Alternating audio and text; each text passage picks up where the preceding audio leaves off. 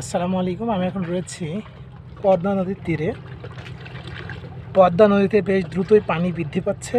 এখন বর্তমানে পদ্মা নদীতে প্রচুর স্রোত রয়েছে। এই স্রোতের কারণে অনেক জায়গাতেই নদী ভাঙনের সৃষ্টি হয়েছে।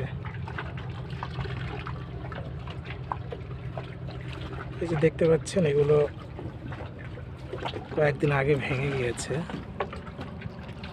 পানি ঢেউ ঢেউ হয়তো আবারও ভাঙতে পারে।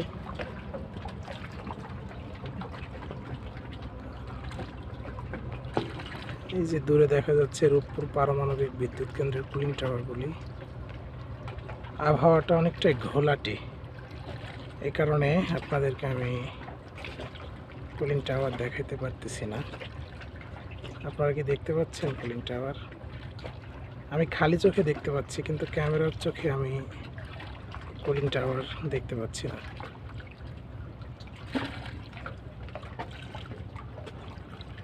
তো এই ভাঙন রোধে সরকারের অতি দ্রুত ব্যবস্থা গ্রহণ দেখতে চাই।